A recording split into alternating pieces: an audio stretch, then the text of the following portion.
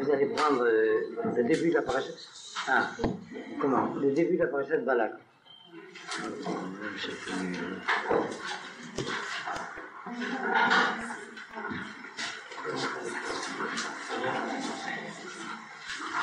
Bien, écoutez, je vous donnerai des explications sur le sujet de la paracha pendant l'étude de texte que nous allons avoir tout à l'heure, parce que je crains qu'il y ait d'autres participants qui arrivent et qu'on risque d'être dérangés pour le début. Je ne voudrais pas avoir à répéter.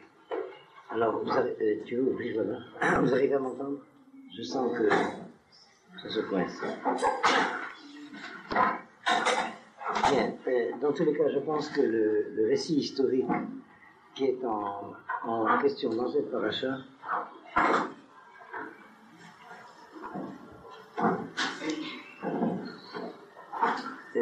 vous est suffisamment connu. Je me borne à le rappeler très très brièvement. Vous avez besoin de Bemidbar et de Devarim. Rappelez-moi, Bemidbar et Devarim. Il s'agit de la tentative faite par Moab, qui, comme vous le savez, est un des peuples qui ont été rivaux d'Israël, surtout dans cette période de la sortie d'Égypte. Je vous rappelle que Moab, comme Ammon, sont deux peuples qui sont issus de Lot, qui est un des parents d'Abraham. C'est une des lignes de la famille d'Abraham. Et il y a eu une rivalité qui a duré extrêmement longtemps, qui d'ailleurs en fait n'est pas encore complètement résorbée, mais je ne voudrais pas prendre trop de temps pour vous diagnostiquer le profil d'identité propre à Ammon et Moab de notre temps. Simplement, je vous rappelle qu'on est familier à la rivalité de deux lignées de la famille d'Abraham qui se sont instaurées comme concurrents, disons, d'Israël, de deux manières différentes. C'est Ishmaël d'un côté et Esav de l'autre, mais il y en a d'autres, et en particulier les descendants de la branche de cette famille d'Abraham qui a fondé, après la séparation de Lot, qui a fondé les deux peuples de Moab et Ammon, qui se sont installés, grosso modo, en schématisant, dans la région qui est de l'autre côté du Jourdain, un peu la Jordanie actuelle. Vous savez d'ailleurs que la capitale de la Jordanie actuelle s'appelle en hébreu Rabat Ammon. Et Rabat Ammon, ça veut dire la capitale de Ammon. Les Arabes en ont fait Amman, mais originellement c'est Rabat Ammon. Je pense que vous savez cela. Bien. Et alors donc, au moment de la sortie d'Égypte, il y a eu une confrontation entre Israël qui sort d'Égypte et toutes ces lignées de la famille d'Abraham qui étaient installées, la principale étant Esav, la lignée de Edom. J'oublie, je m'excuse. C'est pas maintenant. Tu m'avais pensé à autre chose. Il ne faut jamais faire des choses pareilles quand on est en train d'étudier. Alors qu'est-ce que je disais justement? Oui, donc Israël, sortant d'Égypte, se heurte à la rivalité de toutes ces lignées de la famille d'Abraham qui, comme je disais, autour de Edom, qui était la principale rivalité à Israël, puisque Edom était le frère jumeau de Jacob à l'origine. Edom, c'est le peuple d'Ésaü. C'est bien clair, tout ça pour tout le monde. Okay? Et alors il y a un refus de tous ces peuplades. Enfin, à l'époque c'était des peuplades, mais ça a été des civilisations entières, des traditions entières, d'identités entières. Enfin, deux d'entre elles sont devenues ce qu'elles sont devenues, Ishmaël d'un côté et Esav de l'autre, mais quoi qu'il en soit, il y a un refus de laisser passer Israël à travers les portions de territoire du pays de Canaan qui étaient occupées par ces peuples pour traverser le Jourdain et rentrer dans le pays propre à Israël pour ce temps-là. Enfin, chaque mot a un sens, mais retenez les implications de vocabulaire de façon très exacte.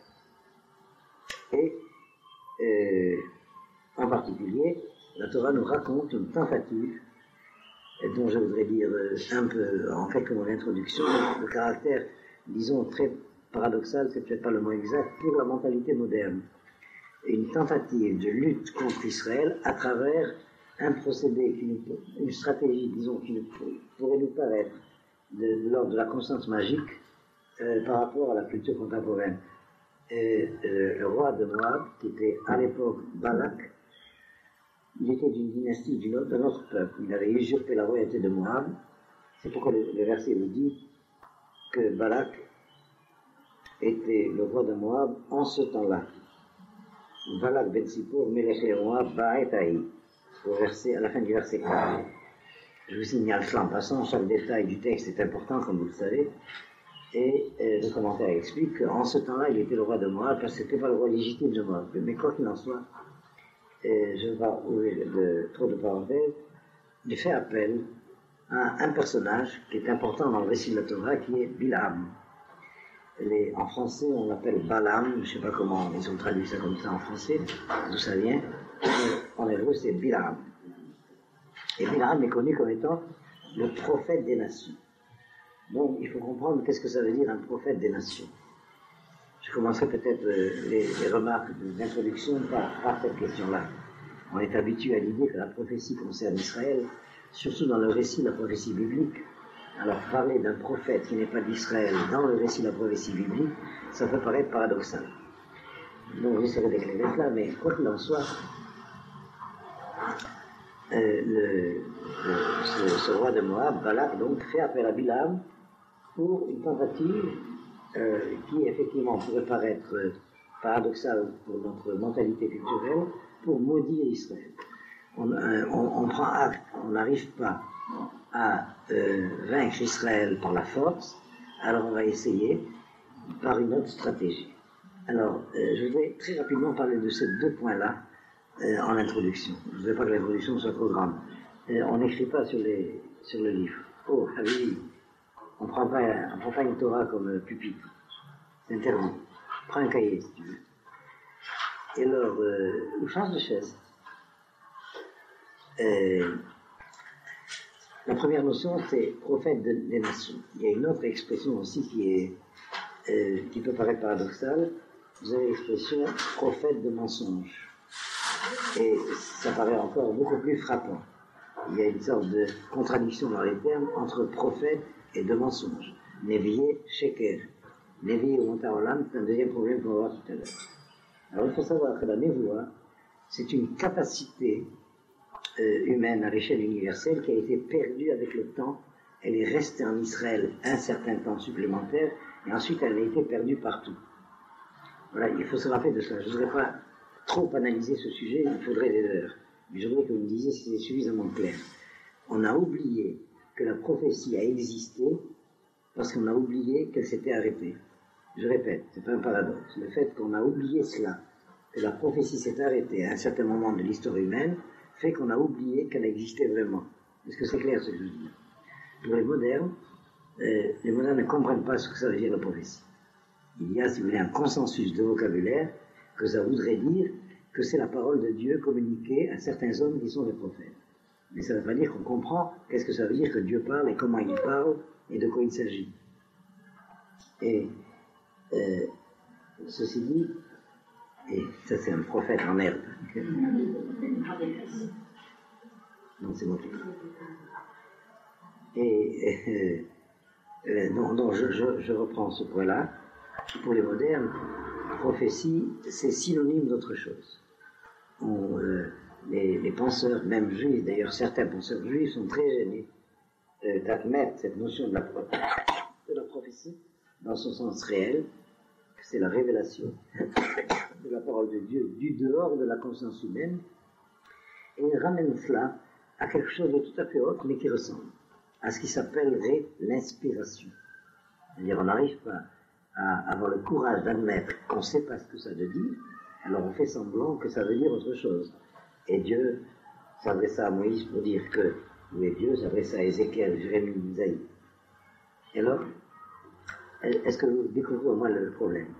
Alors on pense à la prophétie, quel que soit d'ailleurs l'accord d'orthologie, comme on dit en français, une orthodoxie du langage, mais on n'en pense pas moins.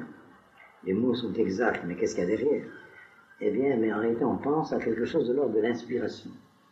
Il y aurait l'inspiration poétique, il y aurait l'inspiration artistique en général, si vous voulez, et puis il y aurait l'inspiration prophétique. Mais que finalement, il ne s'agirait pas d'autre chose.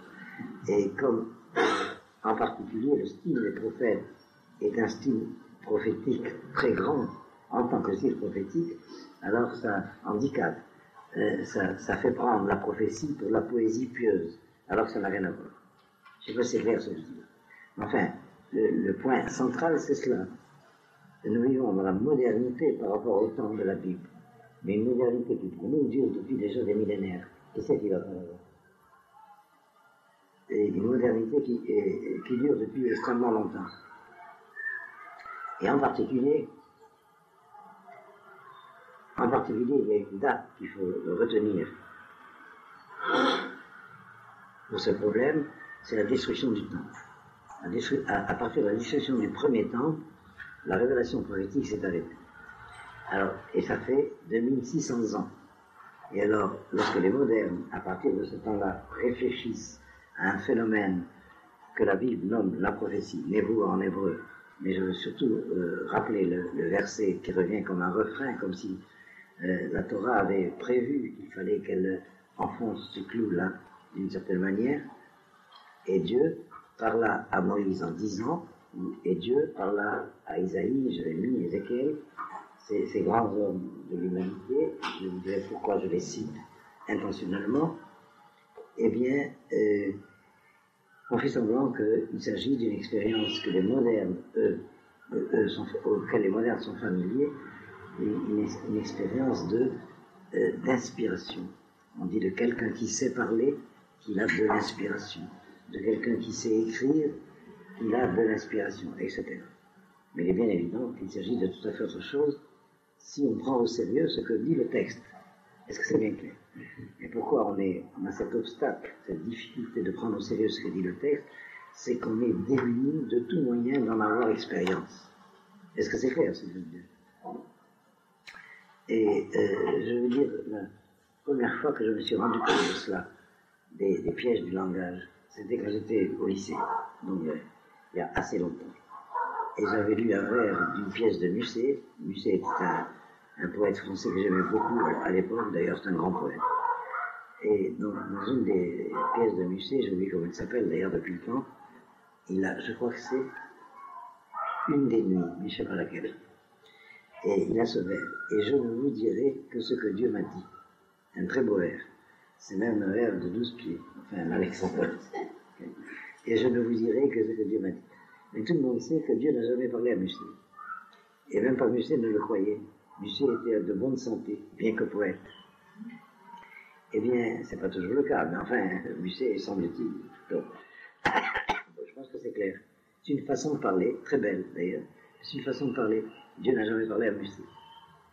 Et alors, dans le texte de la Bible, ces phrases-là, Vaidaber Hachem el Moshe Lemor, mais surtout il y a une phrase que le Midrash met en évidence, c'est la prophétie à Ézéchiel. Vaïhi Debar Hachem Elai Lemor. Et la parole de Dieu fut à moi en ces termes, ou en disant. Alors deux choses l'une. C'est une façon de parler. Et alors tout le texte serait une espèce de pieux mensonge, ou bien c'est sérieux. Et quand on se rend compte l'impact que ce livre a eu dans l'humanité, d'autant plus que d'autre part, par rapport à l'histoire d'Israël, c'est le seul livre qui rend compte de l'histoire d'Israël, alors il faut se méfier. Alors tout ceci c'est pour comprendre pourquoi il est important de comprendre que les modernes ne comprennent pas ce que c'est que la prophétie. Il y a une adhésion, enfin comme je dis souvent, sauf ceux qui comprennent, ça existe quand même, mais c'est rare et c'est incommunicable. Une sorte d'adhésion, de consensus par la foi qu'effectivement ceux qui savent disent que c'est Dieu qui a parlé à Moïse, à Ézéchiel, mais nous on ne comprend pas, enfin nous les modernes. C'est clair ce que je veux dire. Je crois que l'événement qu'il faut avoir en mémoire c'est celui-là. La prophétie s'est arrêtée. Et alors qu'on a oublié qu'elle s'est arrêtée, on a oublié qu'elle a existé. Est-ce que le raisonnement est suffisamment clair? Et d'ailleurs, le texte de la Bible lui-même nous prévient que la prophétie va s'arrêter. C'est un verset dans Malachi, qui est le dernier des prophètes, et qui annonce que le prophète Élie, à la fin des temps, renouvellera l'expérience de la prophétie. Vous voyez à quel point il faut être vigilant lorsqu'on aborde ces problèmes. Tout ceci, je vous l'ai cité, et vraiment je ne voulais pas que l'introduction soit trop longue, seulement comme il m'arrive souvent, je perçois que c'était un sujet qui vous était difficile, il fallait l'expliquer un peu plus. Alors essayez de me dire quand même si c'est suffisamment clair. Surtout ne réagissez pas. Ceci pour éclairer l'expression prophète de mensonge. Non. Prophète vraiment, mais de mensonge vraiment. Prophète des nations. Et j'espère que je vous présentais déjà que la première expression, prophète de mensonge, est plus difficile à comprendre pour un moderne que la seconde. Parce que si c'est un phénomène qui s'attache à la nature humaine de façon normale, il n'y a aucune raison qu'il n'y ait pas eu des prophètes chez les nations, autant où il y avait la prophétie. Mais l'expression plus difficile à comprendre, c'est prophète de mensonge. Est-ce que c'est clair, si je dis bien? Alors, je vais vous donner trois indications que donne Judas Lévy dans le Kuzari. D'abord, lorsque Judas Lévy nous explique la hiérarchie des niveaux d'être dans l'existence, alors il y a 5 niveaux d'être. Je vous l'ai dit très rapidement, c'est pas le sujet. Pour ceux qui ont déjà étudié ça, vous recorderez, d'ailleurs je vais le dire en hébreu, il y a d'abord le domem. C'est ce que vous pouvez appeler en français l'être inerte. Mais vous remarquerez tout de suite en hébreu que tous les termes qui vont être employés pour dire ces 5 niveaux d'être sont des termes qui concernent la faculté de parole. Or en hébreu, domem, qu'on traduit par inerte, en hébreu ça veut dire le silencieux. Ça veut dire qui devrait pouvoir parler mais qui ne parle pas. C'est l'être inerte. Le minéral, si vous voulez. Alors les poètes vous diront qu'ils entendent la voix des rochers. Et ça c'est de la poésie. Mais ça ne veut pas dire que c'était pas possible au temps de la prophétie. Si vous lisez attentivement les textes qui concernent le roi Salomon, vous verrez que le roi Salomon savait écouter toutes les voix qu'il y a dans la nature, même les voix du domem, du silencieux. C'est clair ce que je dis, hein? Et ensuite, il y a le chai, vivant, le vivant. Le vivant au niveau biologique. La vie au niveau biologique, c'est chaim. Bon. Le vivant, vraiment, c'est un autre niveau, mais c'est un autre terme. Et puis, il y a donc, on pourrait dire les animaux. Tout ce qui est... Non, j'en ai oublié, c'est d'abord le tzoméar, le végétal. Et d'abord le domaine, ensuite le tzoméar, le végétal. Et ça, c'est moins perceptible, mais c'est quand même une des manières de dire qu'il y a déjà un murmure à ce niveau-là, et c'est pas le vent dans les roseaux, comme on disait, c'est le végétal lui-même qui murmure. Vous avez l'expression en hébreu siah, le buisson qui se dit souah, et siah, c'est la conversation, le murmure de la conversation, c'est la même racine. Et ensuite il y a le chai, le biologique. Alors le chai, c'est crier. Suivant les espèces, c'est aboyer, hurler, tout ce que vous voudrez. Mais il y a déjà le bruit qui apparaît, dévoilé. Et puis plus haut, au 4e niveau, c'est le chai amdaber, le vivant parlant. Et ça c'est l'homme. Alors, plus haut, qu'est-ce qui se passe? Oui. Plus haut que le vivant parlant, le chai amdaber, il y a... Excusez-moi, j'ai un problème d'oreille qui m'empêche de vous entendre. J'ai rien dit. Je suis resté moi-même. Et il y a plus haut le chai amdaber, le vivant parlant, qui est l'homme, mais le vivant parlant en vérité. Et ça, c'est le navi. Vous voyez, ça veut dire de chacun des niveaux de l'être procède un niveau supérieur jusqu'à l'homme, et de l'homme procède le navi. Ça veut dire en réalité, l'objectif de la création à tous les niveaux d'être, c'est le vivant parlant en vérité, qui s'appelle en hébreu le navi. La racine, d'où vient le mot navi, ça veut dire parler vraiment. Je ne veux pas dire orateur, parce que vous allez croire que n'importe quel orateur peut être prophète. C'est-à-dire le prophète est aussi orateur, dans le sens banal du mot orateur. Vous voyez, je veux dire. Vous avez une expression d'un des versets d'Isaïe qui montre, c'est la même racine, le navi. C'est celui qui sait parler en vérité, qui sait parler vraiment, je dirais plutôt. C'est Boréniv Sefataim. C'est un verset où je vous ai dit oui, c'est est-ce que je vous ai dit oui, ce verset? Non. C'est un verset dans Isaïe. Il me semble vous avoir dit à notre prophète. Bon, c'est Boreniv, c'est Bataïm, Shalom, Shalom, Amar Hashem, Larachou et Lakaro, Amar Hashem. C'est-à-dire celui qui crée le murmure des lèvres, la formulation des lèvres, Niv Bataïm. Vous avez un mot qui se rattache à cette racine, c'est la tevoua. La tevoua, c'est la récolte. D'ailleurs, la moisson qui procède de la terre. Et la névoie, c'est la parole qui procède du vivant. Et vous voyez, c'est un exemple important qui enseigne que la catégorisation en hébreu est différente dans une langue comme le français. Et alors voilà, au premier niveau, il y a une capacité de la nature humaine authentique, disons, depuis l'origine, qui est que l'homme, dans sa nature, est capable de prophétie. Et alors l'homme qui n'est pas prophète, c'est un homme qui a perdu cette capacité, qui ne l'a pas parce qu'il n'en est pas capable, donc il l'a perdu. De la même manière que l'animal est un être vivant qui ne parle pas. Mais la preuve qu'il devrait pouvoir parler, c'est pas tellement qu'il a une bouche, c'est qu'il peut crier, donc il pourrait parler. D'ailleurs, les oiseaux savent plus que crier, ils chantent. Je me souviens que le Rav Kook nous enseignait à propos de l'ânesse de Bilam, puisqu'on a parlé de Bilam, que tout le monde se demande qu'est-ce que c'est ça, une ânesse qui parle. Et on dit le véritable problème, c'est pas un animal qui parle, c'est les animaux qui parlent pas. Je sais pas si c'est clair. Vous voyez à quel point la familiarité masque la position des problèmes. Et effectivement, le texte est très clair. De façon exceptionnelle, et c'est un miracle, dans le sens fondamental du mot miracle, que Dieu a ouvert la bouche de l'ânesse de Bilam et elle a parlé. C'est pas n'importe quoi qui a parlé. C'est pas, je sais pas comment dire, c'est pas un roseau qui a parlé. C'est quand même un mammifère, disons.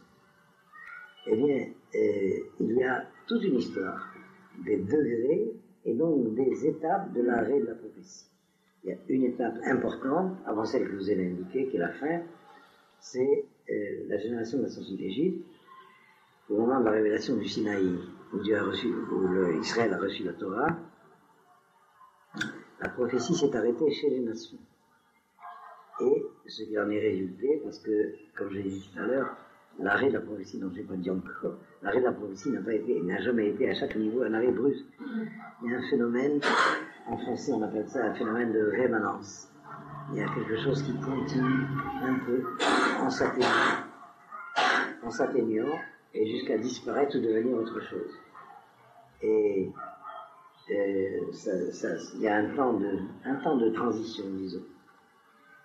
Eh bien, ce qui chez les nations, depuis la sortie d'Égypte, a succédé au temps de la prophétie chez les nations aussi, puis c'est un phénomène à l'échelle universelle, eh bien, ça a été les oracles. Et les oracles qui ont donné existence à des mythes. Alors, toutes les mythologies datent de ce temps-là, lorsque la capacité de prophétie chez les nations elles-mêmes s'est transformée en quelque chose d'inférieur. Et il y a eu des traditions qui ont gardé une connaissance plus vivace de leurs propres mythes anciens, surtout en Orient, en Extrême-Orient, chez les Africains. Et alors qu'en Occident, ça s'est rapidement devenu hermétique, et c'est pourquoi, à la fin de l'arrêt de la prophétie, il y a en Occident la pensée philosophique, alors qu'en Orient, il y a la mystique. Ce sont des dégagements de ce même événement différents de nature. Mais quoi qu'il en soit, vous devinez que ce que je veux dire, c'est extrêmement schématique. Et puis finalement, la date importante pour ce problème, c'est la destruction du temple. Alors, j'ajoute deux indications du Kuzari, de Judas Lévy. Le phénomène de la prophétie est définitivement arrêté pour deux raisons. D'abord, la dispersion d'Israël, et la dispersion d'Israël a brisé l'unité de la nation d'Israël. Et deuxièmement, le fait que la prophétie d'Israël ne concerne et donc n'est possible qu'en Eretz Israël. Et donc là, le fait qu'Israël soit détruit comme nation et vive en dehors de sa terre a mis fin à la prophétie. Alors si vous relisez l'histoire de la culture universelle, de toutes les traditions, vous verrez ces points de repère qui sont indéniables, ce sont des faits d'histoire. Je donne un exemple de ce que j'ai cité en passant tout à l'heure, la pensée philosophique apparaît en Grèce au temps où la prophétie s'arrête en Israël. Et avant la pensée philosophique, il y a le temps des sages, qui étaient les mythologues de la Grèce. Lorsque les Grecs eux-mêmes n'ont déjà plus compris leur mythe, alors est née la pensée de méthode philosophique. On n'a qu'à étudier ça chez Socrate, qui est la charnière, mais surtout, Platon est encore du temps mythologique, mais c'est à partir d'Aristote, c'est fini. Les Grecs ne comprennent plus leur mythe et commencent à réfléchir philosophiquement, c'est-à-dire de manière secondarisée, sur les contenus de pensée qui étaient la pensée antérieure devenue hermétique. Ce n'est que les modernes, très récemment, très tardivement, qui ont redécouvert que dans les mythes, même dans les mythes des nations, il y avait une sagesse impure, mais une sagesse quand même. J'ai envie de donner un exemple qui est très familier à la culture contemporaine. Après le temps des grandes thèmes de théâtre, j'ai oublié comment dire en français, les grands dramaturges grecs qui ont fourni les thèmes du théâtre occidental, que ce soit la tragédie ou le drame, ce sont des thèmes qui frappent la conscience de la culture universelle, au point que les amateurs de théâtre ne se lassent jamais d'aller assister à la même pièce plusieurs dizaines de fois dans leur vie.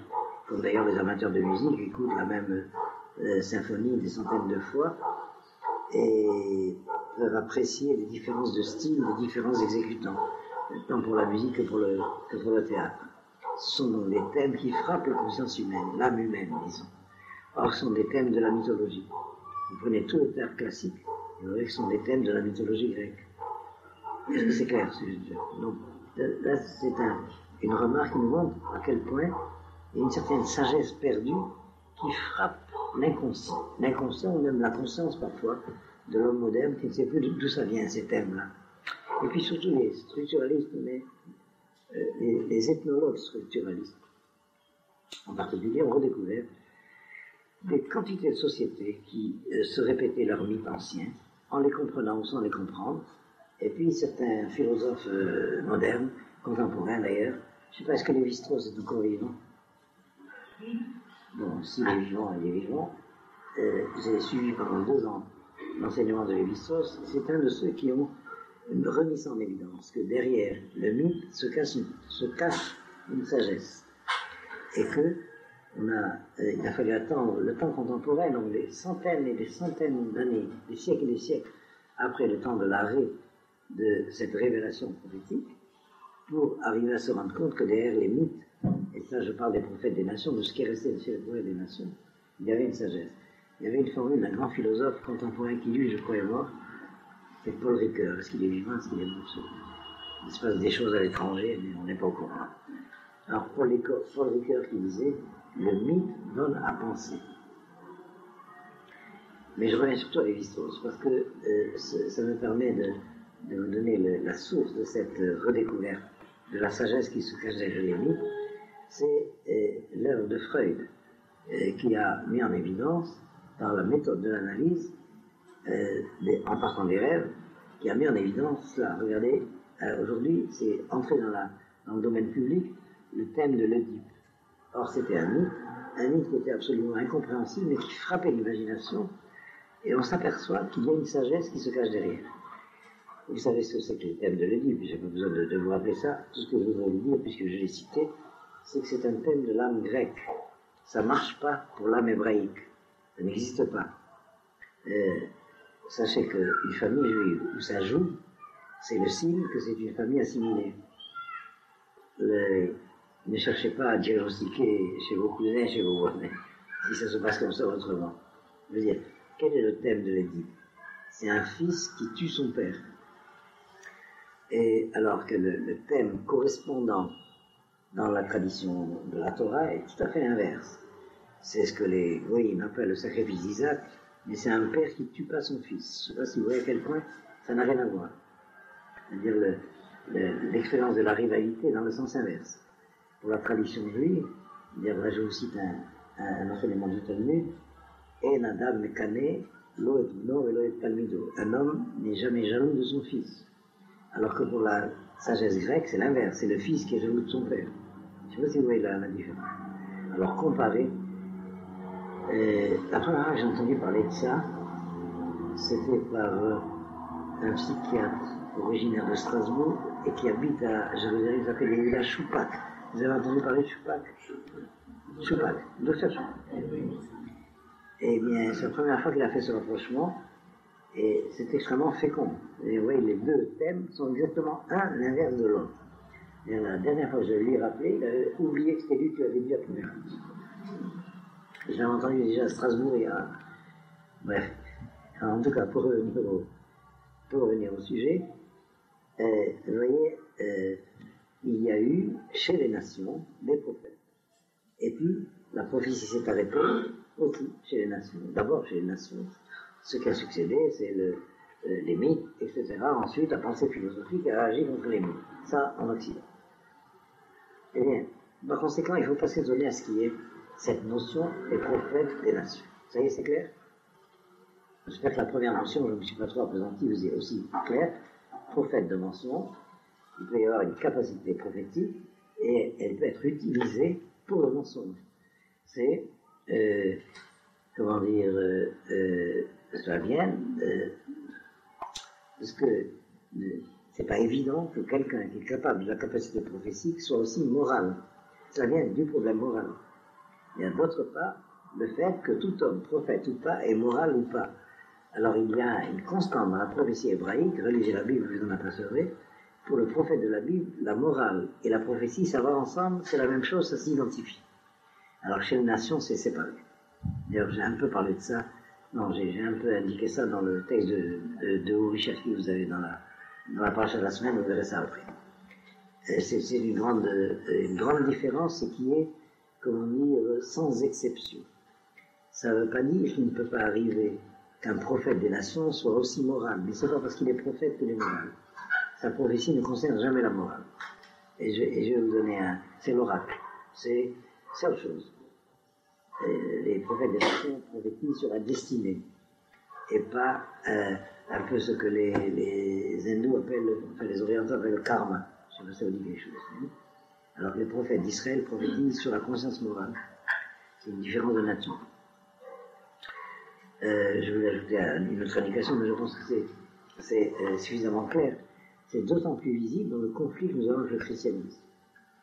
Les grands théologiens chrétiens, sans exception, séparent la morale de la religion. On n'est pas sauvé par la vertu morale. C'est le contraire du christianisme pour eux. Alors ça ne veut pas dire qu'on est sauvé par la foi, par la grâce, par tout ce que vous voulez, mais on n'est pas sauvé par la vertu morale. Ça c'est judaïsé, qui disent. Et j'ai consulté énormément de grandes autorités, pas seulement des Français, et il y a unanimité chez les grands théologiens chrétiens. L'hérésie judaïsante, c'est de croire qu'on est sauvé par la vertu. D'ailleurs, le grand conflit entre les protestants et les catholiques se raccroche là. D'ailleurs, c'est un conflit, c'est un problème que vous avez dû étudier dans vos études au lycée. Vous vous rappelez de la querelle entre Pascal et Port-Royal, ça vous dit quelque chose? Alors, branchez ça là-dessus. Et il faut dire d'ailleurs que dans cette querelle, le génie était du côté de Pascal, mais c'est les jésuites qui avaient raison. Et c'est un autre problème. En tout cas, pour revenir au sujet, il ne faut pas s'étonner de ce qu'il y ait un prophète des nations. Et alors, ce prophète des nations, Bilam, lui, c'est un cas particulier. Chaque nation avait ses prophètes, capables de parler du sens prophétique de l'histoire de leur peuple. Mais Bilam, c'est le prophète des nations en général.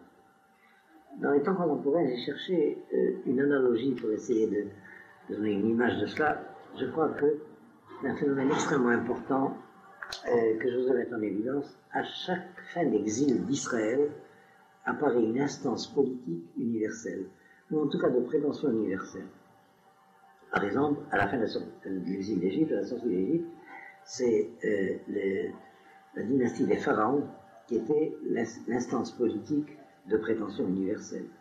C'était un empire, mais c'est ça l'empire, c'est la prétention à l'universel.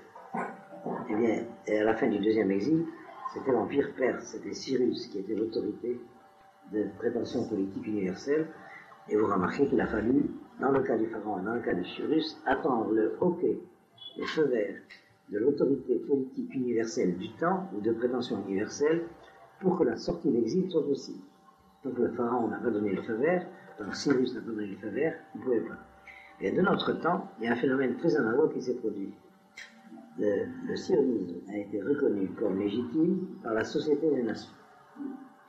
Or, la Société des Nations, c'est la première fois après 2000 ans qu'une instance internationale de prétention de souveraineté politique universelle apparaît. Comme si, en termes bibliques, si vous voulez, la Société des Nations n'a existé que pour enregistrer la déclaration de Balfour. D'ailleurs, on se demande qu'est-ce qu'elle a fait d'autre. Ce qui restera dans l'histoire, c'est que les échecs de la SDN et une seule réussite, la déclaration de Balfour. Et puis, pour dire ceci, c'est qu'au moment où, à ces moments exceptionnels de la fin de l'exil pour Israël, apparaît une instance universelle de l'ordre de la prophétie. Alors c'était Bilam au temps de la sortie d'Égypte. Et quel est son objectif? D'empêcher la sortie d'Égypte. Et c'est malgré lui qu'il va bénir au lieu de maudire. Là, je vais aborder la deuxième question. Qu'est-ce que c'est cette stratégie de lutte à travers la malédiction? Vous vous rappelez que je vous avais annoncé ça au début du cours. Hein. Pour les autres, ça me devait avoir raccroché un peu.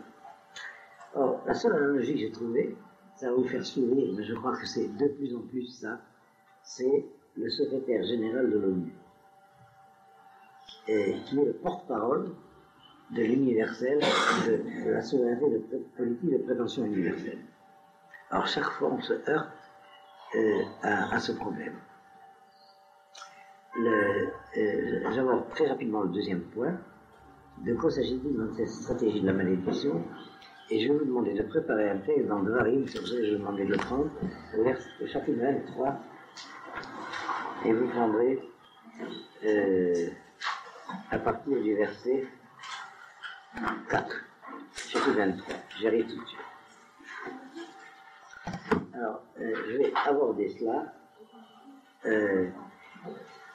Ça y est, faites ça rapidement, qu'on n'a pas de temps. Chapitre 23, verset 4, dans Dvarim. Alors, j'arrive...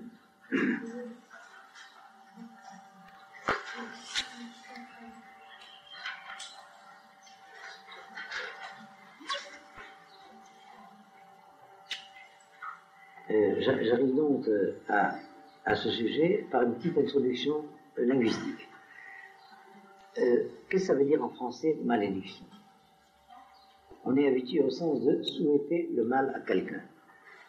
Et c'est là que, pour la conscience moderne, il y a une réticence devant la signification apparemment magique de cette conduite. Est-ce que parce qu'on a maudit quelqu'un, est-ce que c'est efficace? Est-ce que ça va entraîner du mal? Alors, si c'est vrai dans cet exemple, est-ce que la magie, c'est vrai? La conscience moderne rejette ça. Alors, donc, je vais dépasser cette première étymologie, souhaiter le mal à quelqu'un, pour arriver à l'étymologie beaucoup plus stricte. C'est dire le mal de. Alors, dans la culture contemporaine, dire le mal de, c'est une stratégie qui est très efficace depuis qu'on a découvert les stratégies de la propagande. Là, ça suffit. Et je crois que la première fois on s'est rendu compte de cela, c'était avec la propagande nazie contre les Juifs. Le résultat de la propagande nazie contre les Juifs a été une catastrophe dans l'histoire juive, des Juifs de diaspora. J'ai connu énormément de cas de goïms de bonne foi qui ont été trompés de bonne foi, d'abord par la propagande de l'Église, dans l'antisémitisme chrétien, et ensuite surtout par la propagande nazie qui avait réussi à démoniser les Juifs, à dire le mal d'eux, à souhaiter le mal d'eux, à faire venir le mal d'eux, et le mal est arrivé. Voilà, il suffit de passer par cette notion de propagande pour se rendre compte de quoi il s'agit dans cette stratégie. Et d'ailleurs, ça joue aussi contre Israël, après avoir joué contre les Juifs. C'est pour ça que j'ai fait allusion en épinglant le secrétaire général de l'ONU. Ça a toujours passé par l'ONU. Je ne sais pas si vous avez remarqué que la répétition des condamnations systématiques d'Israël, comme si c'était Israël qui était chaque fois l'agresseur alors qu'il était la victime, a fini par faire que Israël était, bon, bref, le juif des nations, comme disaient les journalistes. Voilà, vous rassemblez tous ces éléments ensemble et ça vous donnera un peu la perspective de cette stratégie de Bilam. Et alors, je crois que ce qu'il faut retenir essentiellement, c'est l'étymologie du mot de bénir ou de maudire. Bénir, c'est dire le bien de, donc deuxièmement souhaiter le bien à, et maudire, c'est dire le mal de, souhaiter. Et alors la propagande avait finalement réussi à transformer le bien en mal. Vous savez d'ailleurs, cette attitude de la mauvaise foi qu'il y a dans la propagande, c'est une névrose qui se nourrit de n'importe quelle indication ou indice, et chaque argument qui pourrait être mis en avant pour contrecarrer la propagande est intégré, est utilisé par la propagande, c'est clair. Alors il faut bien se méfier.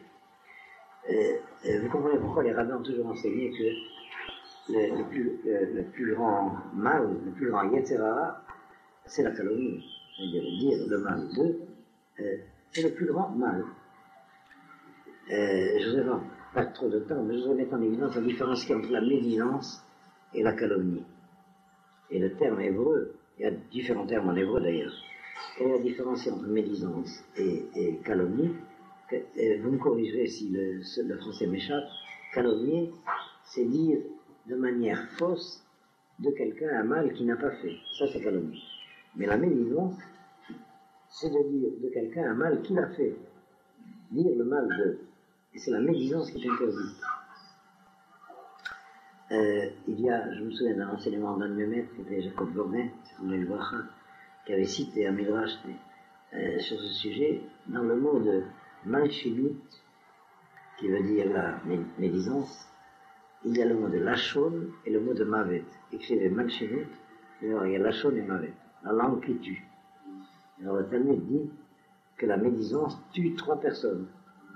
Celui dont on parle, celui qui parle et celui à qui il parle. Et effectivement, voilà, c'est tout ce phénomène-là, c'est tout cette opération. Et je crois qu'il suffit d'étudier l'histoire juive, surtout l'histoire juive contemporaine, pour se rendre compte à quel point c'est efficace. C'est-à-dire cette stratégie de Balak, de mandar à Bilam, de maudire Israël, ne croyez pas que c'était rien. Ça aurait pu réussir, et en fin de compte, ça a réussi d'une certaine manière. On va étudier un texte là-dessus. Alors vous allez prendre d'abord le texte de Devarim, très rapidement, à partir du verset 4. Voilà, là nous avons une disposition de la Torah qui interdit aux descendants de Moab et aux descendants de Ammon, voyez, on le retrouve, la halakha, la conversion des hommes, pas des femmes. Je n'aurais même pas dû vous citer ça, il faudrait que j'explique, et j'ai pas le temps. Mais enfin, dans tous les cas, c'est une halakha qui avait force de loi, tant qu'on savait diagnostiquer qui est de Ammon et qui est de Moab vraiment. Mais depuis Sennacherib, le temps de Nabucodonosor, enfin c'est Sennacherib surtout, ce temps-là, depuis la destruction du premier temple, toutes les nations se sont mélangées. Depuis ce temps-là, il faut être très très prudent quand on diagnostique qui est quoi, du point de vue de l'identité humaine. Il y a très peu de lignées humaines qui savent encore d'où elles viennent. Est-ce que c'est clair ce que je dis là? Mais ça existe. En France, il y a énormément de cosmopolites de citoyenneté française, mais il y a quand même des Français. Et en Allemagne, il y a des Allemands, etc. C'est rare, mais ça existe. Et alors, pour savoir comment les diagnostiquer, c'est au jugement dernier, Dieu seul qui reconnaîtra les siens. Par conséquent, pour la loi rabbinique, quand quelqu'un dit « je m'appelle Ammoni », on ne le croit pas forcément. Je sais pas si c'est clair ce sujet. Ça veut dire qu'on ne lui applique pas forcément le fait qu'il ne soit pas convertible. Comment on dit comme ça en français? Convertissable. Alors là, il y a Ravani au Moavi, Bikal Hashem, et ça se relie d'ailleurs à ces événements dont je vous ai parlé au début de l'étude. Gamdor Assyrie, jusqu'à la 10e génération. Lo Yavolahem, Bikal Hashem, Alolam. Je continue, je ne traduis pas, donc ça, c'est pas notre sujet vraiment. Al-Devar, Asher Lokidemu Etrem Balechem Amaim, à cause du fait qu'ils ne vous ont pas Kidemu Etrem, ça veut dire, ils ne sont pas allés à votre rencontre au moment de la sortie d'Égypte. Vous vous rappelez, je vous l'ai dit, c'est pas les obstacles. Ils ne sont pas allés à votre rencontre avec du pain et de l'eau, de l'hospitalité, derrière sur le chemin, Betsetrem Mitzraïm, quand vous êtes sortis d'Égypte. Vacher Sachar Alecha et Bilam ben Beor, et à cause de ce qu'il a engagé contre toi, Bilam, fils de Beor, Mi Petor Aram, de Petor Aram, on voit de nouveau l'identité araméenne derrière, Naharim, les Kalelecha, pour te maudire. Verset 6. Velo Abba Hashem Elokecha, Lishmoa el Bilam. Et Hashem, ton Dieu, n'a pas accepté d'écouter Bilam, Vayafor Hashem Elokecha Lecha, et Hashem, ton Dieu, a inversé. La Hafor, c'est inversé. Comment, aidez-moi à traduire en français. La Hafor. Ça a aussi un autre sens. Non? Inversé, mais il y a? Je ne sais pas. Mais il y a un autre mot, vous l'avez pas en tête? Non, bouleverser, renverser, c'est inversé. Non. Mais c'est inversé, bouleverser. Ah. Bon, oui, on pourrait dire que ça existe. C'est changer en son contraire. Exact. Vous gardez l'idée. Changer en son contraire. Hein? Gardez l'idée. Et Dieu a inversé pour toi et takelala libracha, la malédiction en bénédiction. Qui a car Dieu t'aime. Vous voyez, il y a ici un enseignement extrêmement important concernant tout ce problème dont je vous ai parlé. De la médisance, de la calomnie, de la propagande, etc. Et il n'y a que l'amour qui est capable d'inverser le mal en bien. C'est-à-dire, si quelqu'un entend dire du mal de quelqu'un qui l'aime, eh bien, il va tout de suite réintégrer de quoi il s'agit vraiment. Je traduis pas parce que ça mènerait trop loin. Vous voyez, alors ce qu'on va mettre en évidence, à travers ce thème, c'est que joue pour Israël une force qui explique un peu le mystère, mettez le mot de mystère entre guillemets, de sa permanence à travers l'histoire. Il y a en Israël la force d'inversion des contraires. La force d'inversion des contraires qui joue à tous les niveaux d'existence, à travers le temps, à travers l'espace et dans l'identité de la personne humaine. C'est un cas particulier dans l'histoire des sociétés. Si on peut étudier toute l'histoire d'Israël pour comprendre ce phénomène de la permanence d'Israël à travers les civilisations, Netzar Israël, à travers cette catégorie. C'est parce qu'il y a en Israël cette capacité d'inverser les contraires.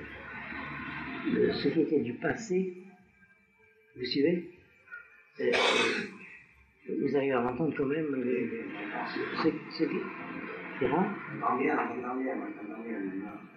Bien ou mal, c'est pas ça. Si vous m'entendez, ça suffit. Cette capacité de faire que ce qui était du passé devient du futur. C'est l'exemple qu'on rencontre le plus souvent. La capacité de la tchouva, c'est le fait que ce qui était du passé devient du futur. Si vous étudiez en grammaire grecque, le passé, c'est le passé révolu, le futur, c'est le futur non encore accompli, et il y a le présent. Dans la grammaire hébraïque, il n'y a pas de présent. Et il y a un passé qui peut devenir du futur, et un futur qui devient du passé. Je ne sais pas si vous avez remarqué ça, que dans la grammaire hébraïque, il n'y a pas de présent. On ne peut pas dire en hébreu « je suis », comme on le dit dans une langue comme le français, avec le verbe « être » au présent.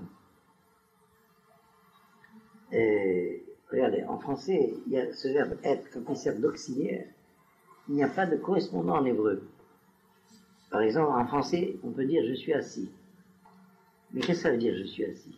Je ne suis pas assis, je suis un homme, c'est tout à fait autre chose. Qu'est-ce que je suis vraiment ? Je suis assis. De quoi il s'agit ? Vous voyez, c'est une catégorisation de la réalité qui n'a rien à voir. Alors, vous remarquerez cela que en français, il n'y a pas de présent. Seul Dieu peut dire « je suis ». Remarquez bien ça. D'ailleurs, quand Moïse demande à Dieu sous quel nom il va parler de lui, et Dieu lui répond moi j'hésite, et surtout ne m'interrompez jamais, vous allez me faire bifurquer. C'est parce qu'en hébreu c'est un futur. Je serai ce que je serai. Et les traducteurs disent je suis ce que je suis, ce qui ne veut rien dire. Mais je donnerai un autre exemple en hébreu, pour que vous compreniez encore une fois que les catégories verbales de l'hébreu n'ont rien à voir avec une langue gréco-latine comme le français. En français, on dit « j'ai ». En hébreu, on ne dit pas « j'ai », on dit « il y a à moi »,« il y a pour moi ». Il y a une « yesh li », on ne dit pas « j'ai ». il y a une conception morale radicalement différente. Qu'est-ce que ça veut dire? Je possède, ça m'appartient. Vous voyez tout de suite une mentalité d'impérialiste. Okay? On dit, il y a pour moi. C'est tout à fait autre chose. Bon, pour vous donner cet exemple, je voulais savoir aussi signaler cela. On utilise en hébreu le participe présent. Je suis en train d'exister. Je suis en train de faire exister ceci ou cela. En train de. Le même du participe présent, c'est la transformation du passé en futur, et pendant ce temps-là, le futur se rend en passé. Est-ce que vous avez compris la différence? Être en train de. Et je n'ai trouvé cette forme-là qu'en anglais. Et j'ai beaucoup cherché pourquoi il y a cette forme-là en anglais. Je vais vous dire ce que j'ai trouvé. Ça s'appelle la forme progressive en anglais. C'est parce que l'anglais, langue littéraire, c'est constitué sur les traductions de la Bible. Et c'est la raison pour laquelle, d'une façon générale, l'anglais littéraire est la langue la plus appropriée aux traductions de la Bible. Quand on traduit un texte hébreu en anglais, ça garde son sens. Dès qu'on le traduit en français, c'est très difficile. Il faut le traduire en français poétique pour que ça puisse suggérer un peu une des harmoniques du sens hébreu. Tandis qu'en anglais, ça passe. Vous remarquerez cela par l'expérience. Alors je me suis renseigné, finalement on m'a expliqué que ça vient de ce que l'anglais classique, c'est une langue qui s'est formée, c'est très compliqué dans le processus, mais qui s'est formée à propos des traductions de la Bible. Bien, je reviens à vous. Et alors il y a une analogie avec il y a des liens entre l'Angleterre et Israël qui sont extrêmement mystérieux, puisque c'est de la main des Anglais qu'on a reçu Eretz Israël. Il faut dire qu'on les a aidés un peu, mais on faisait quand même eux. Ce sont les Anglais les premiers qui ont diffusé la Bible au niveau où ça a été diffusé. La diffusion anglo-saxonne de la Bible, c'est quelque chose de faramineux. C'est quand même eux. J'avais étudié dans un auteur qui s'appelle Miloš, je ne sais pas si ça dit quelque chose, un auteur contemporain d'origine lituanienne, je ne sais pas s'il est encore vivant d'ailleurs, et il avait dit, mais très sérieusement, qu'il y a deux peuples qui ont des prétentions sérieuses à se réclamer d'une origine hébraïque, ce seraient les Basques et les Anglais, et plus exactement les Angles que les Anglo-Saxons. Saxons, c'est autre chose. Et il expliquait ça de manière assez amusante, mais je crois que lui prenait ça au sérieux. C'est pour dire anglais, en anglais on dit British, homme de l'Alliance. Vous avez remarqué ça? Et il avait beaucoup d'analogies de ce genre. En tout cas pour les Basques, il les appelle des Ibères, et que les Ibères seraient des Ivrines. Enfin, il a d'autres arguments, je dois dire. Bon, je vous cite ça comme quelque chose de, comment dire en français, de piquant. Mais en fait, il y a quelque chose entre les Anglais et Israël. Pour faire plaisir aux Français, je dis souvent en contexte français, nous avons quelque chose de commun entre Jeanne d'Arc et nous, parce que les couleurs du drapeau de Jeanne d'Arc et les couleurs d'Israël, c'est les mêmes. Je sais pas, vous avez vu la bannière de Jeanne d'Arc? C'est les mêmes couleurs, bleu et blanc.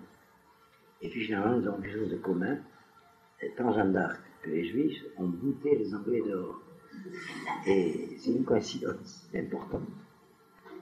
Ceci dit, voilà le verset que je voulais mettre en évidence, c'est cela. Vayafor et à Kerala Livrach. Alors, ça y est, c'est une introduction. Je résume qu'on a réfléchi sur deux notions. Qu'est-ce que ça veut dire un prophète des nations? Et qu'est-ce que ça veut dire cette stratégie de la malédiction? Je crois que finalement, ça suffit comme introduction. Alors nous allons étudier un texte que j'ai demandé qu'on vous prépare. Et je vois que l'heure est très avancée, comme d'habitude. Quelle heure il est? On a quand même une demi-heure. Alors, j'aurais voulu profiter aussi pour vous faire étudier le texte qu'on n'a pas pu étudier la dernière fois, c'est-à-dire il y a 15 jours, sur la marloquette à propos de Korah. Et alors, puisque le texte a été tiré quand même, vous allez le prendre après le cours et l'étudier par vous-même. Alors, prenez en tout cas celui-là. Nous allons prendre le début de notre paracha dans Balak, d'abord. Je lis les deux premiers versets.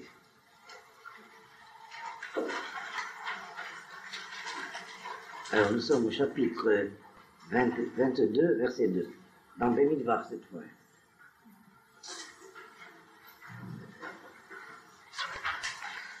On y va? Alors, Vayar Balak ben Sippor, et Balak ben Sippor, Vayar, il vit, et Kol Asher Asa Israël à Émori, tout ce que Israël avait fait à l'Amoréen. Vous êtes dans les textes précédents, Israël a dépossédé les Amoréens, Émori en hébreu, des possessions que les Amoréens avaient pris à Moab. C'est clair?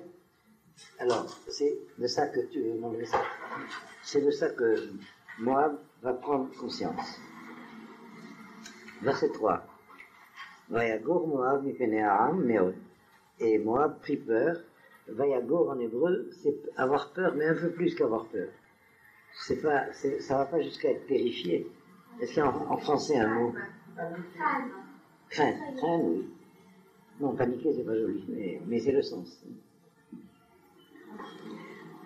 À cause du peuple, grandement, qui avoue, car il était nombreux, le peuple, Vayakotz Moab, et Moab fut découragé, Mipene Bene Israël, à cause des enfants d'Israël. Le raisonnement est que si les enfants d'Israël sont capables d'être victorieux de ceux qui avaient été victorieux de Moab, alors à plus forte raison qu'ils seront victorieux de Moab. C'est clair le raisonnement? Vous verrez vous-même la suite du verset, et on va s'appuyer sur ce verset pour commencer à lire ce texte. Alors, comme d'habitude, je vais lire directement en hébreu et en français. En principe, le texte est suffisamment clair, mais s'il est nécessaire d'avoir des explications supplémentaires, faites-moi signe. Vayagor Moab ipene ha'am. Et Moab fut dans la crainte devant le peuple. Yeboah, cela sera expliqué, Be'askir Ma'amaram, en mentionnant un de leurs enseignements, des maîtres, des sages. Ktiv, il est écrit, Yotzero Ruborera. Il est écrit, suivez sur le texte, ça me gêne quand vous me regardez quand je lis. Suivez sur votre texte. Et c'est un verset qui se trouve dans Ésaïe. Il est écrit que Dieu est celui qui forme la lumière et qui crée le mal. Des Karinan, mais on lit dans la prière, quand on cite ce verset, on ne dit pas qui forme la lumière et qui crée le mal, mais on lit Uboré Takol et qui crée tout. Alors, en s'appuyant sur ce que la tradition va enseigner sur ce verset, on expliquera la raison pour laquelle Moab a eu peur d'Israël. Lishna Ma'alia, dit la Gemara, c'est dans Brachot, page 11. Lishna Ma'alia, ça veut dire que l'expression et qu'il crée tout est supérieure à l'expression et qui crée le mal. Mais le prophète a dit qu'il crée le mal. J'explique ça très rapidement. C'est un sujet qu'il faudrait une fois étudier en détail, mais il faut des heures. Pourquoi le prophète peut dire que Dieu crée le mal? Il crée le monde. Alors, très rapidement, je l'explique d'après l'enseignement d'un très grand kabbaliste contemporain, qui est le Rav Ashlag. Je veux dire, cet enseignement est connu depuis toujours, mais la forme qu'il lui a donnée, c'est que le fait de créer une créature, c'est le fait de créer, et c'est ça qui définit la créature, quelqu'un qui reçoit l'être. Mais recevoir l'être avant de l'avoir mérité, c'est ça être en cas de mal. Donner l'être, c'est le bien. Recevoir l'être, c'est le mal. Par conséquent, nous sommes condamnés d'une certaine manière à avoir un Yetzer Hara, à avoir un instinct du mal. L'instinct du mal, c'est quoi? C'est recevoir sans avoir mérité. Ça, c'est la définition de base du judaïsme. Dieu nous crée, donc nous sommes des capacités de réception. Mais tant que nous sommes que ça, nous sommes en mal. Le mal d'être, c'est d'avoir été créé. Parce que nous ressentons que le bien, c'est de donner, mais nous n'existons que parce que nous recevons. Est-ce que c'est clair? Oui, le drame de la créature humaine. Par conséquent, il faut recevoir d'une certaine manière pour pouvoir mériter d'avoir reçu. Et c'est recevoir en vue de donner. Est-ce que c'est clair? Je ne veux pas trop compliquer cela, c'est beaucoup plus vaste comme analyse, mais si je reçois en vue de donner, alors j'ai le droit de recevoir. Tant que je reçois pour recevoir, j'ai honte de recevoir. Mais si je reçois en vue de donner, alors je suis, comment dire, libéré de cette honte, et au contraire, je reçois avec joie. Bon, c'est le problème de l'égoïsme et de l'altruisme. Tout problème moral tourne autour du conflit entre l'égoïsme et l'altruisme. Alors les philosophes ne s'en sortent pas. C'est l'altruisme qui est le bien, l'égoïsme c'est le mal. Alors on va mettre en évidence, on va glorifier l'altruisme et condamner l'égoïsme. Mais on passe sous silence le fait qu'on n'existe pas si on n'est pas égoïste. Est-ce que c'est clair ce que je dis? Dans l'égoïsme, il y a moi d'abord. Dans l'altruisme, il y a l'autre d'abord. Mais si moi j'existe pas, comment je peux être pour l'autre? Imen mili. Vous comprenez l'organisation de la Mishnah. Et par conséquent, la seule attitude qui, comment on dit en français, les achers, qui purifie, si vous voulez, cet instinct de recevoir qu'on appelle le Yetzer Hara, c'est de recevoir en vue de donner. Et alors, ça définit l'option juive dans l'existence. Recevoir le plus possible en vue de donner le plus possible. L'échec, c'est de s'arrêter au milieu. L'échec, c'est d'être recevoir le plus possible. Un point. Ça, c'est l'échec de l'identité juive. Et très souvent, les juifs sont calomniés parce qu'on ne perçoit que cet aspect-là, recevoir. On ne se rend pas compte que c'est recevoir en vue de donner. C'est la seule équation qui résout le problème de l'identité humaine. Parce que recevoir pour recevoir, ça c'est le rachat, le mal. Donner pour donner, c'est l'idéaliste insensé, qui fait comme s'il ne reçoit jamais. Vous savez, l'art pour l'art, au niveau de l'existence, ça mène à la folie. Ce sont les gens qui font comme s'ils ne font que donner. Et alors ils se cachent pour recevoir. J'ai connu beaucoup de gens comme ça, des idéalistes sincères, mais qui avaient un appétit de jouissance, comme n'importe quel être vivant normal. Alors, ils se cachaient pour profiter de la vie. Parce que leur, comment on dit vulgairement, parce que leur témoignage, c'était l'idéal pour l'idéal. Et alors tu manges pas, tu respires pas, tu dors pas. Qui te fait respirer? Qui te fait manger? Qui te fait dormir? Tu ne reçois pas? Oui, cette gêne de l'ascète qui fait semblant qu'il n'est là que pour donner alors qu'il ne reçoit pas. Et là, il se mortifie, mais finalement, c'est pas l'objet du Créateur de créer des ascètes. Il y a une, comment dire, c'est un peu une blague, mais c'est pas tellement une blague. Il y a un raté de la chassidoute qui consiste à être un chassid ascétique. Vous avez entendu parler de l'acide acétique. Mais c'est un raté de la chassidoute. Il y a des chassidim qui sont des ascètes, mais c'est pas la chassidoute originelle du Baal Shem Tov. En tout cas, pour revenir au sujet, vous rangerez ça dans un coin de la mémoire. C'est une étude qui mériterait que nous ayons sur texte. Je vous signale, les livres de Rav Ashlag sont des livres qu'on peut étudier seul, à condition d'avoir un maître. C'est le Ratzon Lekabel et le Ratzon Leashpia. Alors, Lekabel, Almenat Lekabel, les Ashpia, Almenat Leashpia, les Ashpia, Almenat Lekabel, et finalement, la vertu réelle, c'est les Kabel, Almenat Leashpia. Ça s'appelle la Chochma dans la Torah. Je ne sais pas quoi dire. Alors, ça vous explique un enseignement du Talmud qui est très peu compris. Le Talmud enseigne que l'enfant, jusqu'à la bar mitzvah, n'a que le Yetzer Hara. Et c'est pourquoi il n'est pas soumis aux mitzvot. À partir de la bar mitzvah, il a le Yetzer Hara. Alors c'est pourquoi il est soumis aux mitzvot. Qu'est-ce que ça veut dire? Ça veut dire que jusqu'à la bar mitzvah, il n'a que l'identité qui consiste à recevoir. Et il n'a aucune culpabilité de recevoir. Je crois l'erreur des éducateurs ou des parents éducateurs qui empêchent les enfants de recevoir en leur donnant des remords de recevoir, c'est la pire des crimes qu'on peut faire pour ses propres enfants. C'est-à-dire, tant qu'un enfant est un enfant, il faut l'aider à être enfant. C'est-à-dire constituer ses véhicules de réception, comme on dirait. Parce que toute sa vie, il ne remplira que les kélim de Kabbalah qu'il a préparés enfant. Alors vous avez des hommes et des femmes qui, toute sa vie, toute leur vie, courent après une enfance qu'ils n'ont pas eue. C'est de là que ça vient. Tu vois, c'est clair ce jour. Parce qu'on ne pourra recevoir d'être que ce qu'on est capable de recevoir, ni plus ni moins. Et alors c'est jusqu'à la bar mitzvah qu'on prépare cet appétit d'être. Alors si les parents, les éducateurs contrarient cet appétit d'être, eh bien c'est le plus grand crime, ça s'appelle Nevat Dara. Là c'est clair. Et seulement, pendant ce temps-là, l'enfant n'est pas bar mitzvah, mais il est bar chinour. C'est-à-dire qu'il faut le préparer à devenir l'être moral qui sera à partir du moment de la bar mitzvah. Donc il faut lui donner une éducation qui est dirigée vers le scrupule de l'obligation morale. Mais jusqu'à la bar mitzvah, il n'a aucune obligation en tant qu'obligation. C'est le père qui a obligation pour le fils. Et le père a obligation d'initier le fils à devoir être un jour soumis à obligation.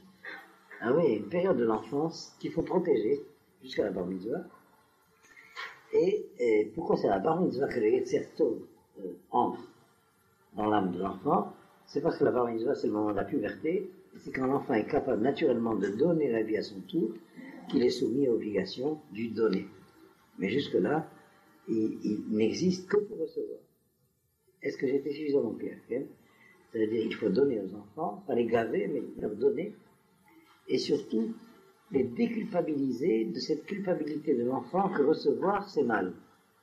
L'enfant a le droit d'être heureux de recevoir sans complexe, sans remords, sans scrupule.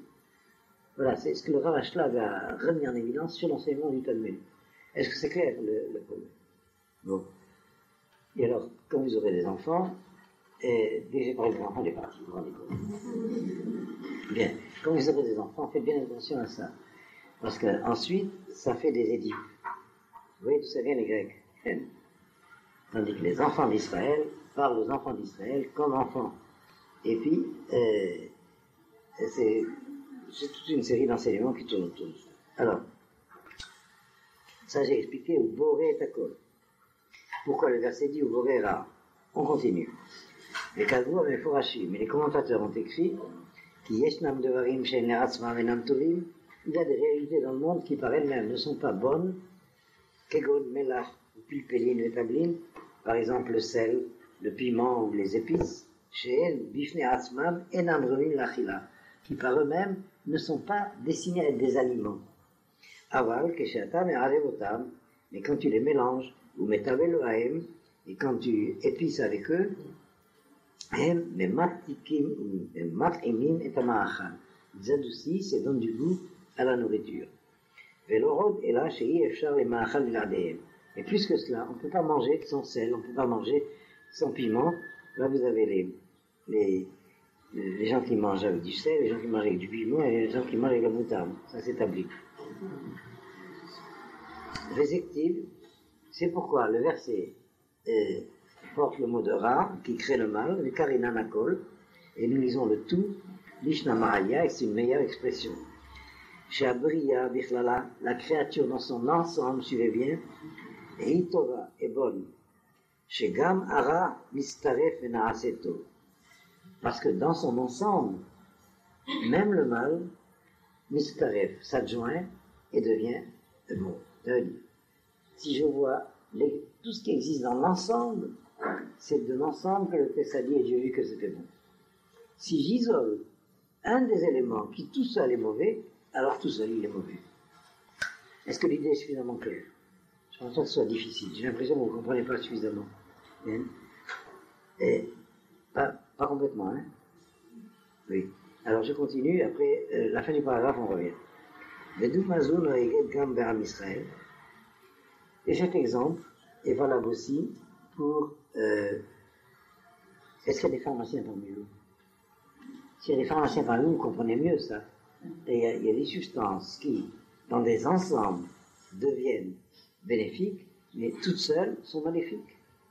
C'est dans l'ensemble que tout est bon, même la substance qui toute seule serait maléfique. C'est clair, c'est plus clair.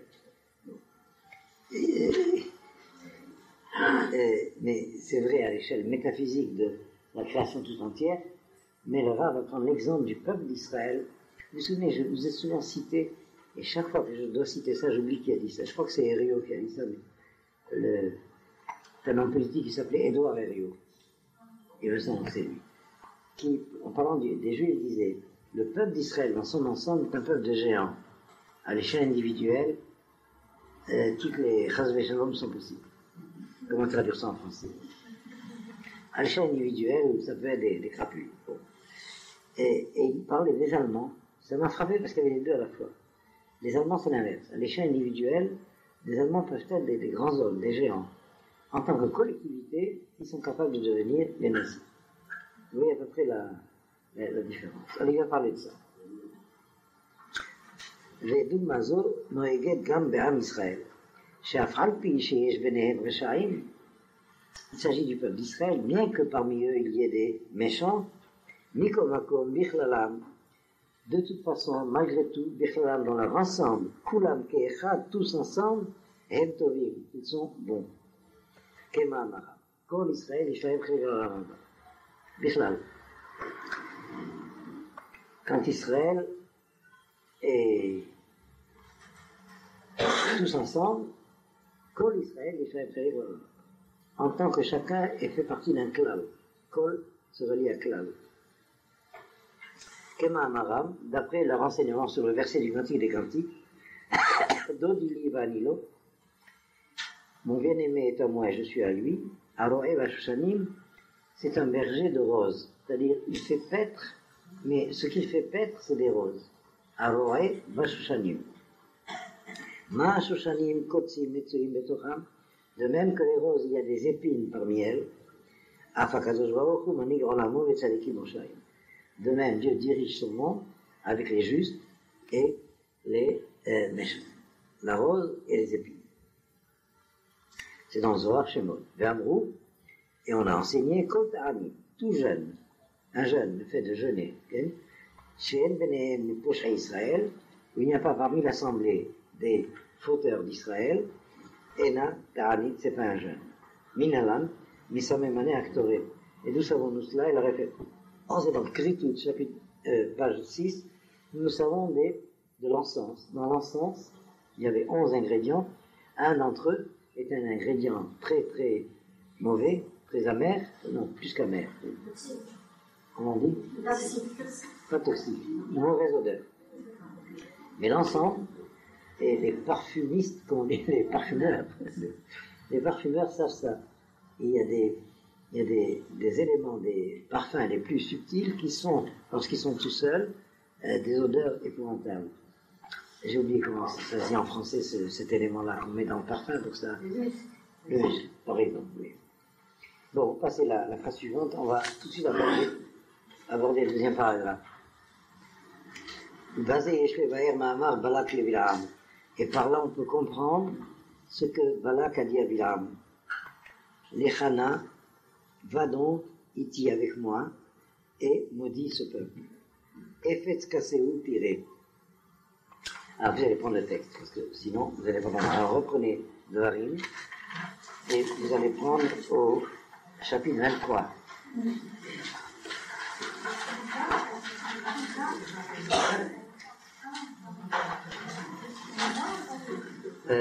Vous allez prendre le chapitre 23, verset 13. Non, Balak, que j'ai dit, Dvarim. Non, j'ai trompé. On est dans Balak. Vous allez prendre le chapitre 23, verset, qu'est-ce que j'ai dit? 13. Quelle heure est-il? Oui, rapidement. Vous allez garder la page, parce que j'ai plus de temps, mais je vous explique gardez la page quand même. Je vous explique le sujet.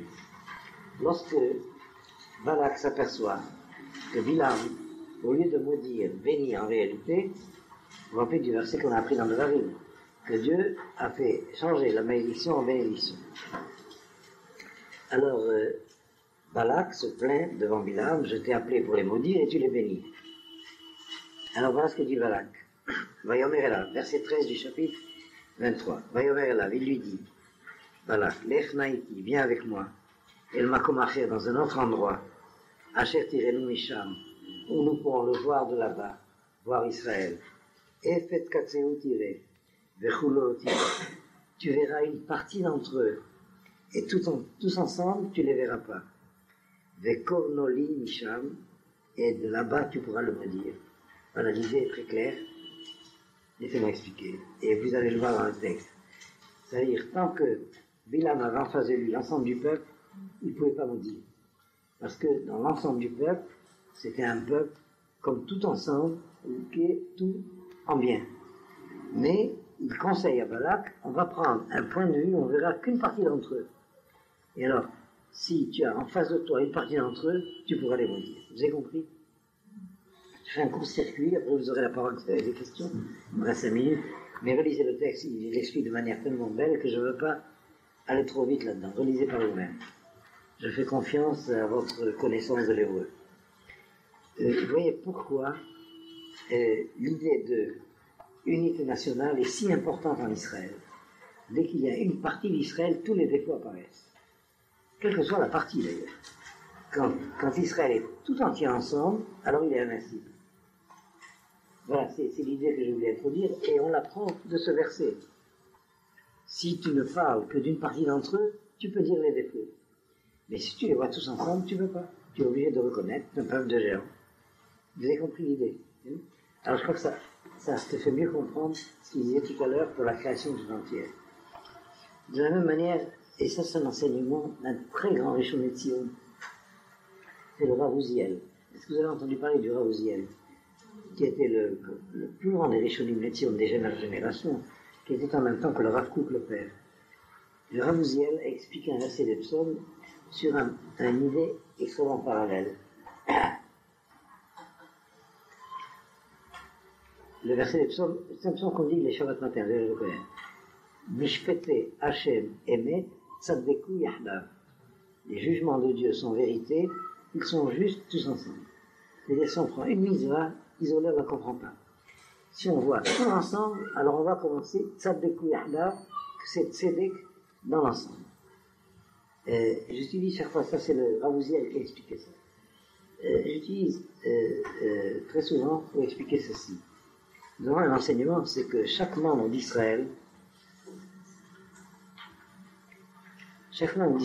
a une fois dans sa vie au moins, il y a des privilégiés, l'expérience du Sinaï. C'est-à-dire que dans l'étude, il se révèle sur un point de l'étude et chacun c'est subjectif. C'est jamais le même pour quelqu'un d'autre en même temps. Que c'est la révélation absolue qui se révèle, que c'est la vérité absolue qui se révèle. Et si vous entendez ce thème dans l'enseignement, que tout Israël, il lui est réservé dans sa vie une expérience de comprendre, ne serait-ce que de façon furtive, que le monde a un sens. C'est vrai d'ailleurs, quand j'ai dit tout Israël, c'est pour la Torah. C'est vrai pour tout homme concernant le sens de la destinée humaine. Inévitablement, le jeu de la vie fait que on ne peut pas ne pas rencontrer une fois cette expérience que il y a un sens. Et puis ça se cache. Et on ne sait pas expliquer, mais on a eu une expérience de ce genre. Je vous donne dans l'histoire de la littérature, ce qui me vient à l'esprit, ça arrive souvent, mais l'exemple qu'on donne le plus souvent, c'est la nuit de Pascal. Voilà, Pascal, une fois, une révélation. Tout a un sens, je l'ai su sur un point. Il y a un procédé du raisonnement qu'on appelle en logique le raisonnement par récurrence. Vous avez entendu parler de ça? C'est-à-dire, si j'ai la preuve sur un point, il y a un raisonnement d'induction par récurrence qui fait que, alors c'est vrai pour l'ensemble. C'est pourquoi c'est une des critères qui nous permet de diagnostiquer si on a affaire à un vrai Talmid Chacham. Quelqu'un qui vous dit, ce passage de la Bible, j'admets, c'est très beau, mais ce qu'il y a à côté, je suis contre. J'admets pas. C'est la preuve qu'il ne sait pas réfléchir. Est-ce que, je ne sais pas si c'est clair. Parce que la Bible, c'est un ensemble. Et si c'est vrai sur ce point, il n'y a aucune raison que ce ne soit pas vrai sur un autre point. Il y a une espèce d'attitude, je ne sais pas comment, inculte, de ne pas se rendre compte de quel genre de phénomène on parle quand on parle de l'ensemble du texte biblique. Eh bien, vous voyez, tout cela est assez parallèle. Ça veut dire qu'il y a